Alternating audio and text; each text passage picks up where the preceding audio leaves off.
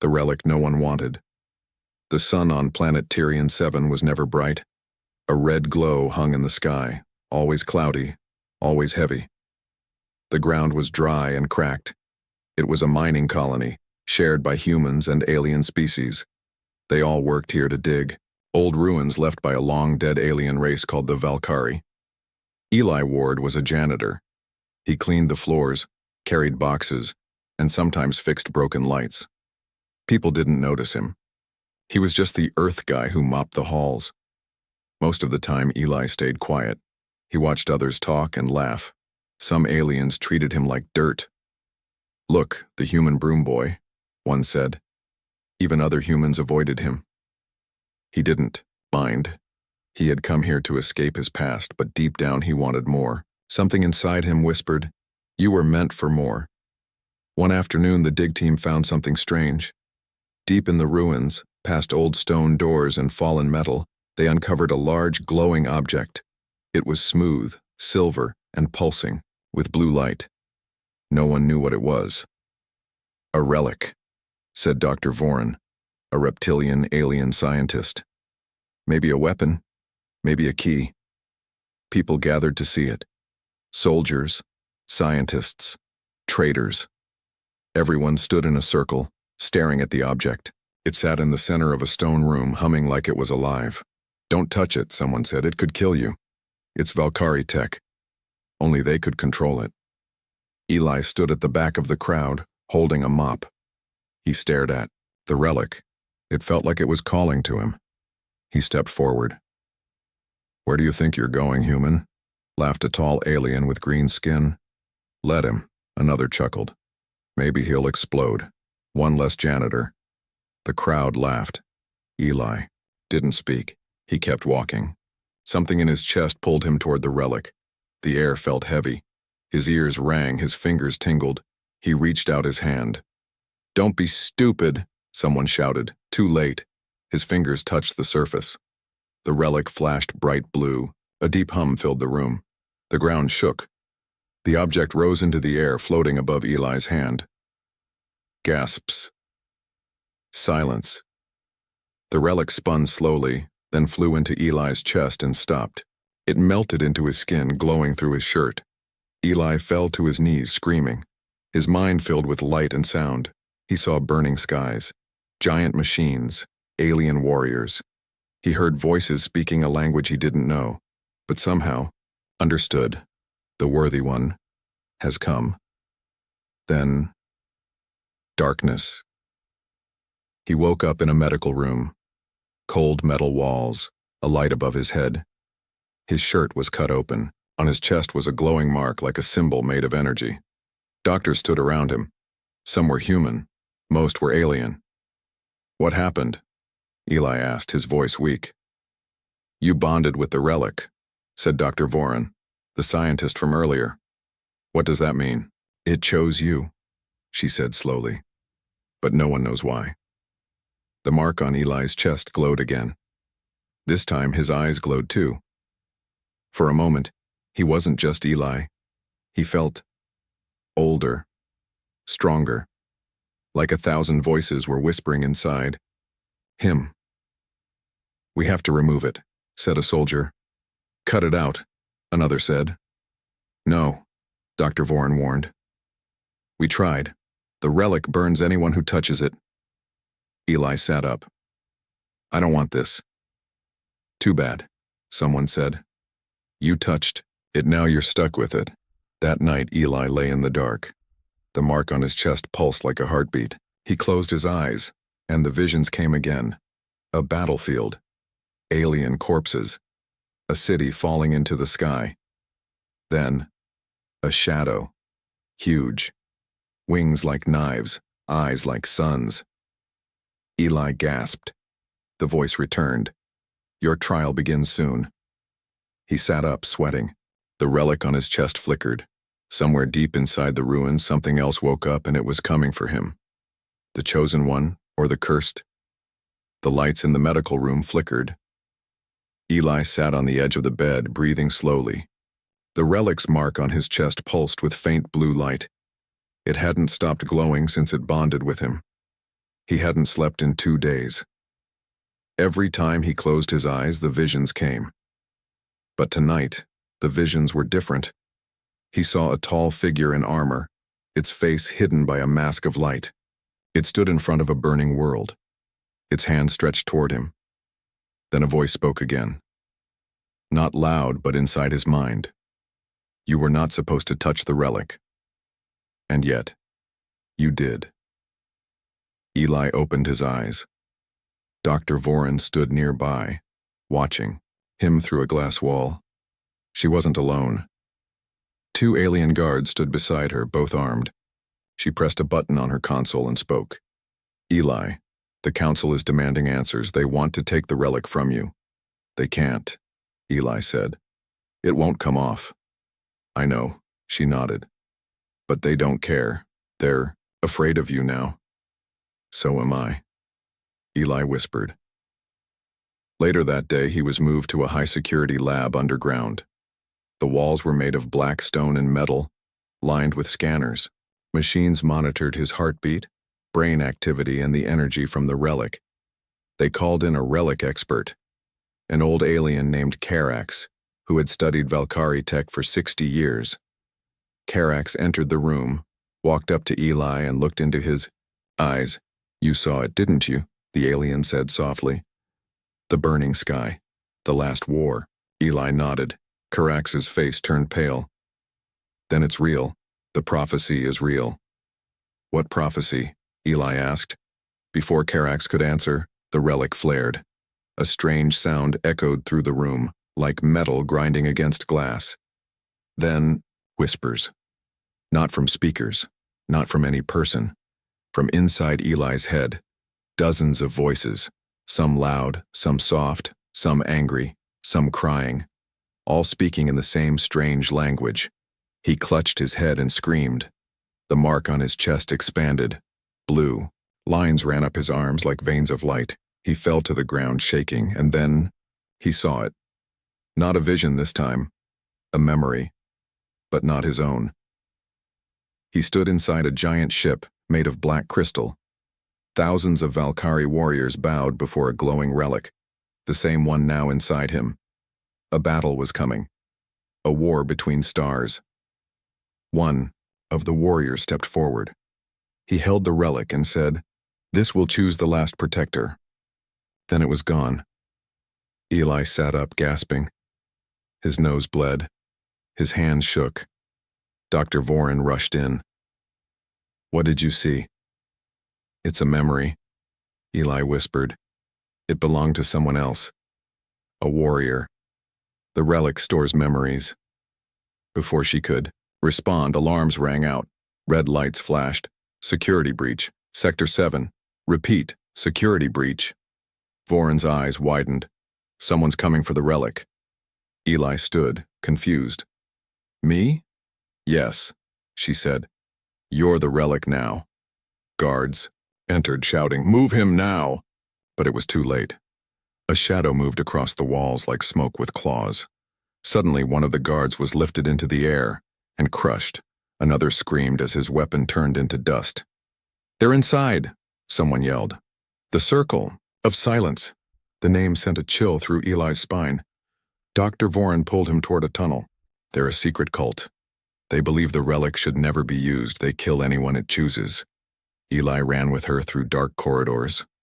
Behind them, screams echoed. They reached an elevator. As it rose, Eli looked down through the glass and saw black-robed figures entering the lab. One looked up and smiled. "They're not going to stop," he said. "Then you need to be ready," Voren replied. The elevator stopped. They were now at a hidden location above the city, inside. A dome that looked like a private observatory.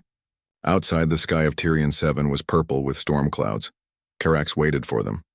He handed Eli a device, small, silver, with alien markings. "This belonged to the last protector," Karax said. "He died holding it. If the relic chose you, it means the protector's role has returned." Eli took the device. The moment he touched it, it activated and attached itself to his wrist. His eyes glowed again. The whispers returned, but they were clearer now. not just noise. Instructions. The trial begins, Karax said. What trial? Eli asked. Karax looked at the sky. The relic doesn't choose a hero. It creates one. Eli stepped forward, the storm behind him. Lightning cracked above the city, and far away, deep in space, a signal had been sent. Something ancient had felt the relic's awakening, and it was heading straight for Tyrion 7. The trial of the relic. The sky above Tyrion 7 had turned black. A storm of strange energy clouds swirled over the mining colony. Lightning flashed in slow motion. Time itself felt like it had changed. People stopped walking. Machines froze mid-air. Something had shifted. And Eli Ward was no longer just a janitor. Inside the old observatory tower, Eli stood in silence. The silver device on his wrist had merged into his skin. The relic's glow spread now across his arms, chest, even his eyes. He wasn't in pain anymore. He felt alive, like something had awakened inside him. Karax and Dr. Voran stood nearby, staring at the readings on their monitors. Everything about Eli had changed. His body temperature, his brainwaves, even his DNA. This isn't evolution, Voran whispered. This is transformation. But Eli wasn't listening. He was hearing something else. A voice, clear, powerful, deep inside his head. You must complete the trial. You must prove you are worthy. Where? Eli asked aloud. Karax looked up. What did you say? It's speaking to me, Eli said. The relic. It's showing me a place. He closed his eyes, and the world melted away. Suddenly, he wasn't in the tower anymore. He stood in the middle of a dark valley. Mountains floated above him like broken islands in the sky. The stars had vanished. The ground below glowed with blue lines that pulsed like veins. This is not a place, the voice said. This is memory. This is the forge of the protectors. 3. Doors appeared in front of him, made of stone and light. Each had a symbol, a brain, a sword, and a heart. Trial 1. Knowledge. Trial 2. Courage. Trial 3. Mercy. If you fail, the relic will leave you, and you will not survive. Eli took a deep breath and stepped through the first door. Trial 1. Knowledge. He found himself inside a library the size of a city. Floating books, glowing symbols, machines humming softly. A giant screen showed alien constellations and maps. A voice echoed, "Solve the path, or be lost forever." A map appeared before him, but it was incomplete. Lines twisted, planets moved, stars blinked in strange rhythm. Suddenly, the floor beneath him began to vanish piece by piece. Eli's mind raced. He remembered the visions, the words the relic had whispered. He reached out and moved one star. On the map, then another. Piece by piece, the stars clicked into place. A path appeared, a way through the ancient galaxy. The floor returned. The door opened. He had passed. Trial 2. Courage. Now he stood inside a dark cave. The walls were alive, breathing. From the shadows came a sound, a growl, low and hungry. Then it appeared, a massive beast with metal skin and red eyes. Not real. A test, the relic whispered. You cannot run, you cannot hide, face your fear. Eli had no weapons.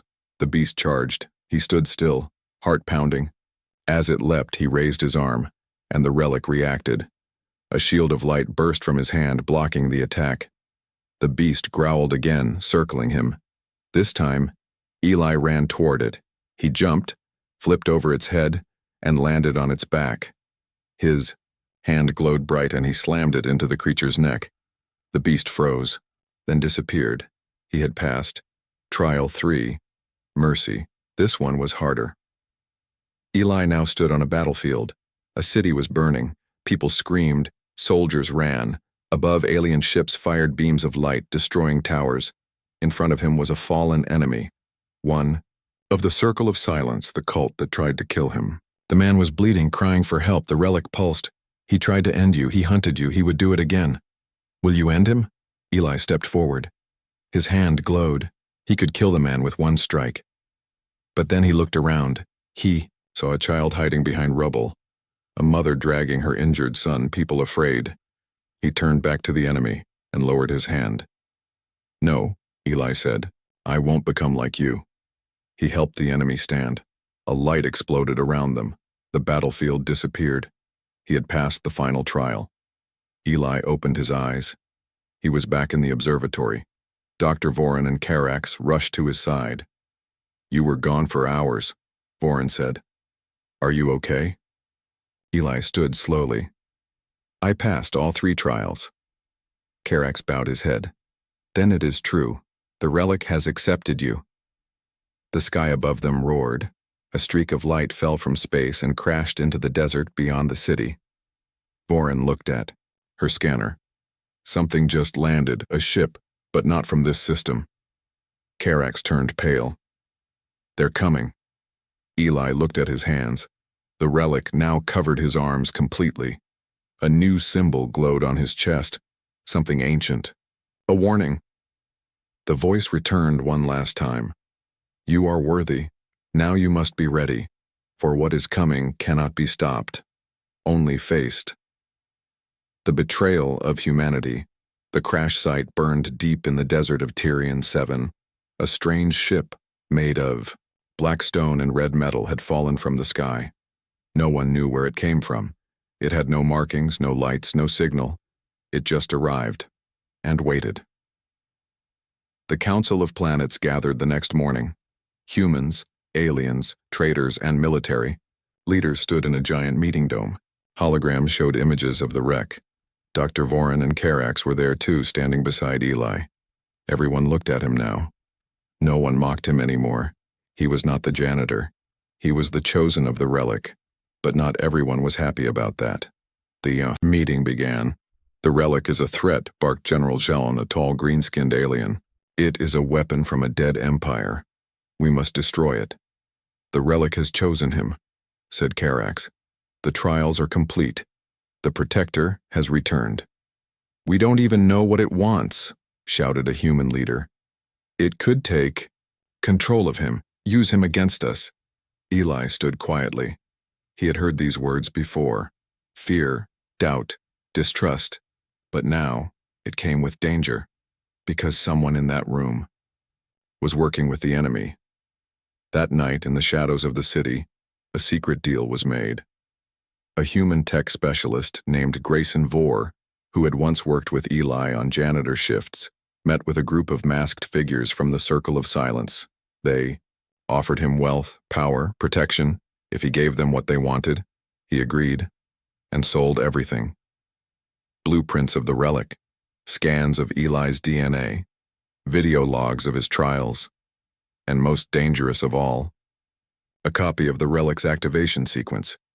"The humans are afraid of losing control," said one cult member. "We will give them that control. We will build our own Relic." Within days, rumors spread across colonies. The Relic is human. Tech. The chosen one is fake. Earth is building a god weapon. Fear turned to anger. Other alien races demanded the Relic be removed from human hands. Some called for war. Some called for Eli's execution. A shadow war began. Factions rose.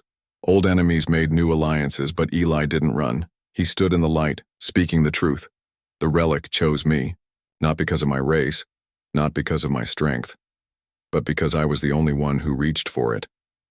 Still, it wasn't enough, because someone had activated the stolen Relic copy. And it worked. In an underground lab on a rival colony, Grayson, Vore stood proudly as his fake Relic bonded with him. At first it glowed. Power surged through him. But this Relic was not pure. It was unstable, twisted. It didn't give him visions, it gave him voices, screams, pain, rage, and yet it made him strong, stronger than Eli. And that's when Grayson decided he would take everything back. Eli's fame, the Relic, and the title of Protector. Meanwhile, Eli stood at the top of the ancient ruins of the Valkyrie, watching the stars shift overhead.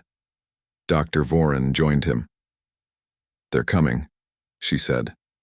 "An armada, not one race, many. They all believe Earth is hiding an army of relics. We're not, Eli replied. But it doesn't matter. Someone made them believe we are. Karak stepped forward holding a datapad. He looked troubled. The false relic has awakened. It's already too late. Eli looked out at the stars, his eyes glowing faintly. Then we prepare for war. Back on Earth, chaos broke out. The human governments, feeling cornered, began building defenses, giant orbital shields, anti-alien weapons. Panic spread. Media blamed Eli. He had become a symbol of hope to some and fear to others. Eli returned to Earth, landing at a secret UN base, hidden under Antarctica. The snowstorm outside was violent, but inside the mood was colder. World leaders looked at him like a loaded gun. "You need to give us the relic," said the president of Earth Unity Council. "I can't," Eli said. "It's not something you wear. It's something you become." They didn't listen. They locked him in a magnetic cell, and while they debated what to do with him, Grayson Vore made his move. He arrived above Earth in a stolen warship, carrying his corrupted relic. His eyes burned with red light. His voice echoed like thunder. "Eli Ward is not your protector," he said, broadcasting across the solar system. "He is a thief, a traitor. I am the true relic bearer," and people believed him. For a moment, Earth stood behind the wrong man. But Eli had one final ally, the relic itself. It awakened fully inside him, speaking for the first time in words he could understand. They chose war. But you must choose peace, or the galaxy will burn. Eli stood inside his cell. The relic pulsed once, and the walls of the cell shattered. He walked free. Light surrounded him, and the world watched. As the true relic bearer rose into the sky, Earth under siege, the stars had vanished. Above Earth, the sky cracked open with the arrival of hundreds of alien warships. Their designs were unfamiliar, shaped like blades, bones, and silent wings. They hovered like shadows with no sound, just cold light and silent judgment. The fleet didn't send messages. They didn't give warnings. They only sent a single signal across all human channels: return the relic or be erased. Inside Earth's orbit, global defense systems powered up. The orbital shields glowed. Nuclear satellites turned toward the sky. Every continent went into lockdown. World leaders panicked. Billions watched from their homes, eyes glued to the dark clouds above. And in the center of it all was Eli Ward. After breaking free from the magnetic prison beneath Antarctica, Eli didn't run. He flew. The relic had evolved. Wings of light formed behind him. He could feel energy surging through the Earth's magnetic field. His very presence now bent gravity slightly around him.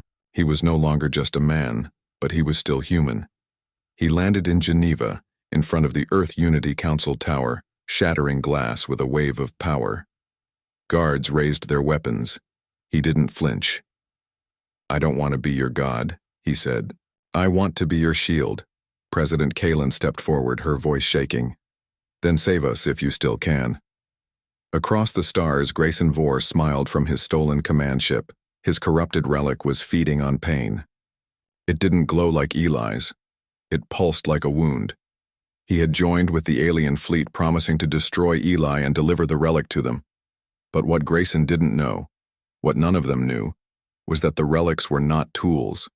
They were sentient, and the corrupted relic had begun whispering. Not to Grayson, but to something far worse. Back on Earth, Eli flew to the edge of the atmosphere. He raised both hands. The relic responded.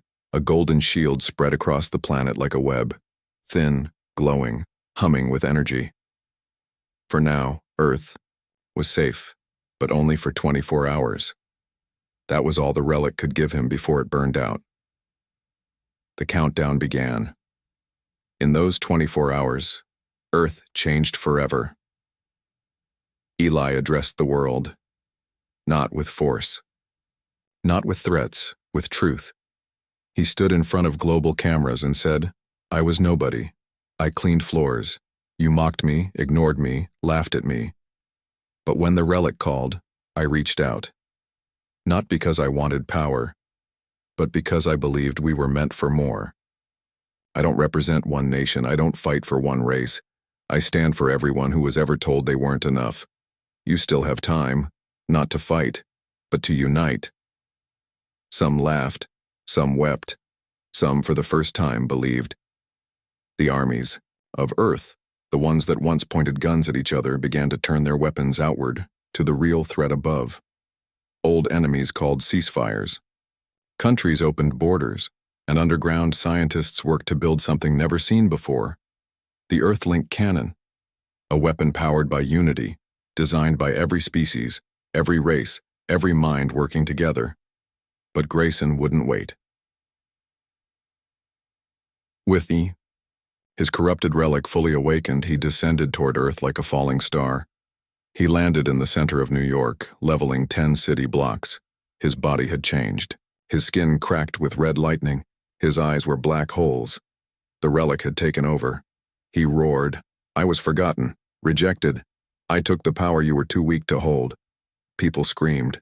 Soldiers fired. Nothing stopped him until Eli appeared. They faced each other in the ruins of Times Square. Two relic bearers, one chosen, one stolen. The battle shook the sky. Light and darkness clashed. Entire buildings fell. Time warped around their attacks. They moved faster than sound, hitting with force that shattered glass across continents. Eli was strong, but Grayson was brutal. The corrupted relic fed on rage, on hate, on betrayal. Eli began to falter, but then he remembered something. Trial 3, mercy. He stopped fighting, he lowered his hand and spoke. "You don't have to be this. We can fix it." Grayson paused. For a moment, the red lightning flickered, and that's when the corrupted relic spoke for the first time. But it didn't speak to Grayson, it spoke to the sky.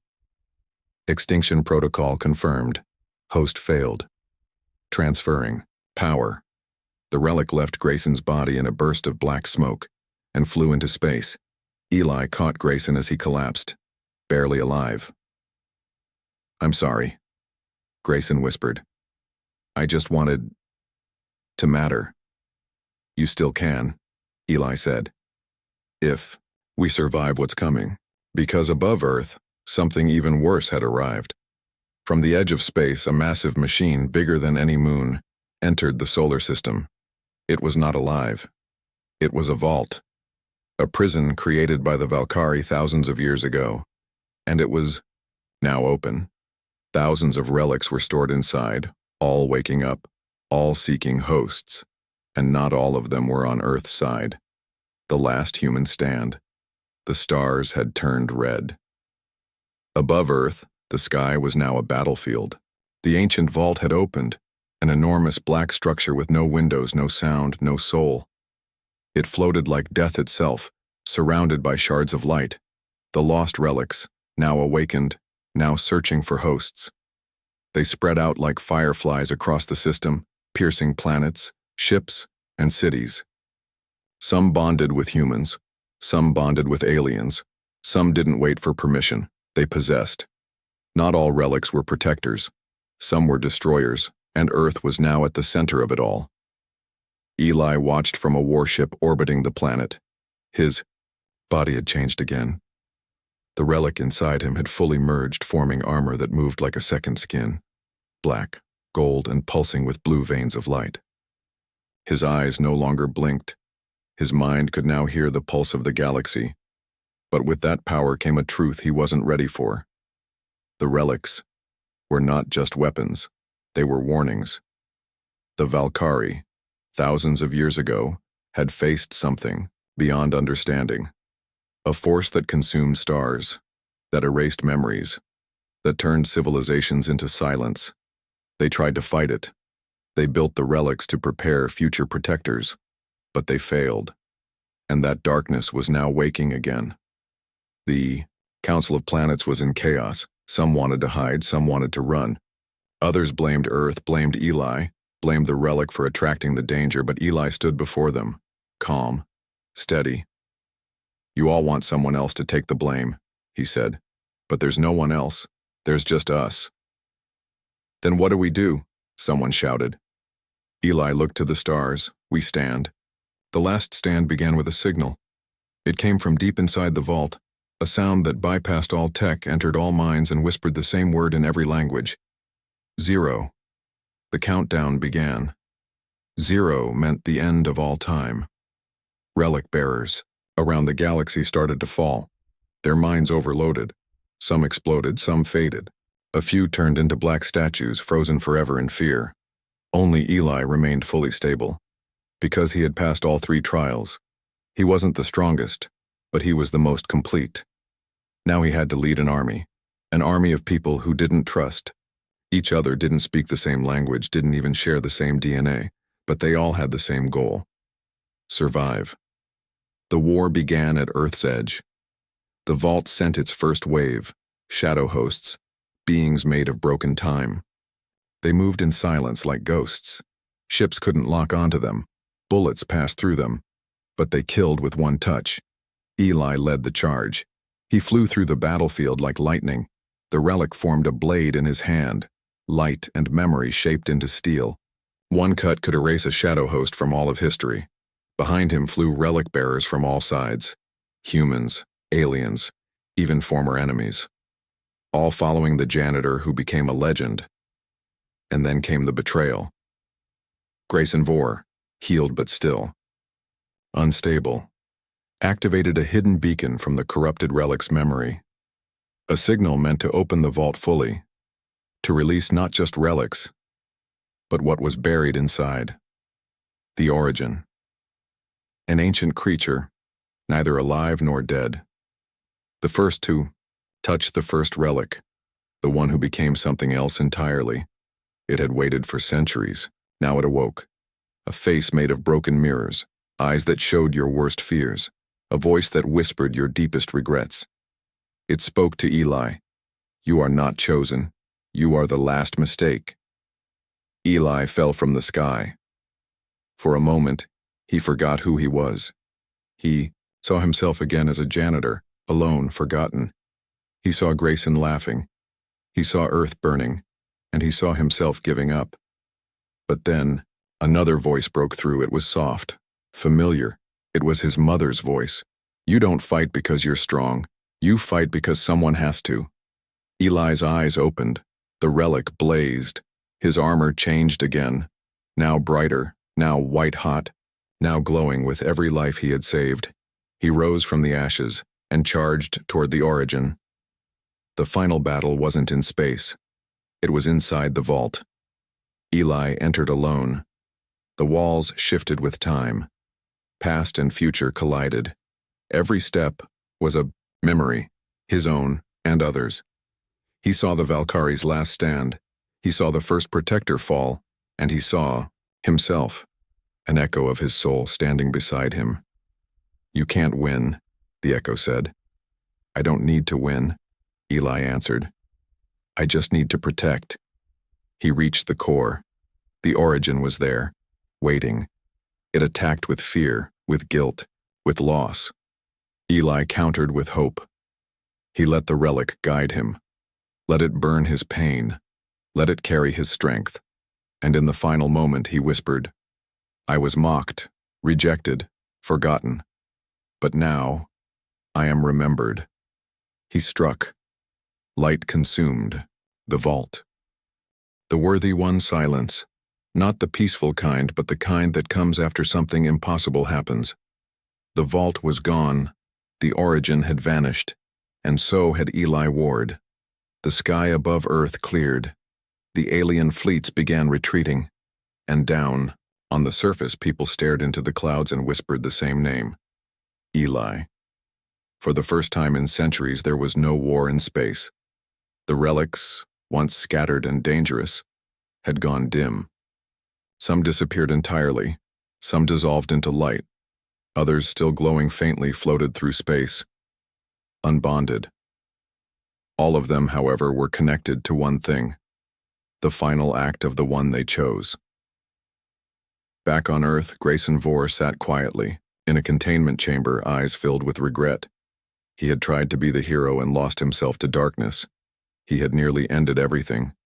Now he just wanted to understand why he had been rejected. And Eli had not. Dr. Voren stood outside his cell, holding a small silver shard, a broken piece of Grayson's corrupted relic. "You never failed," she told him gently. "You were never ready. That's the difference." Grayson looked up. Then what was Eli? Voren turned toward the sky. Human, and he never forgot that. In the ruins of the Geneva Tower, Carax called for a council, but there was no arguing. This time, all races, alien and human, gathered in silence. There were no demands, no threats, no politics, only one question hung in the air. What happens now? And then the world changed again. It began with a dream. People across the planet, children, soldiers, leaders, and even criminals, had the same vision. A field of white light, Eli Ward standing beneath a giant tree glowing with stars. No armor, no relic, just him, barefoot in the grass. He spoke only one word: choose. Then they woke up and felt it. Something new had been born inside them.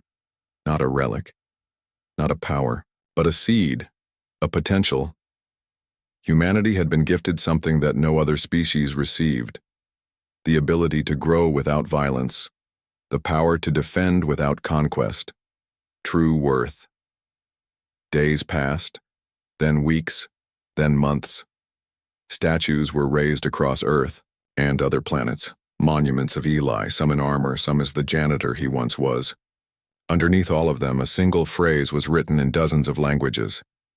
He was not chosen because he was strong. He was strong because he chose to stand. But the story wasn't over, because far beyond the system, beyond even the edge of known space, a ship drifted. It was made of organic metal, powered by relic light and shaped like a bird mid-flight. Inside it, asleep in a bed of starlight, was Eli. He wasn't dead. He wasn't lost. He was becoming.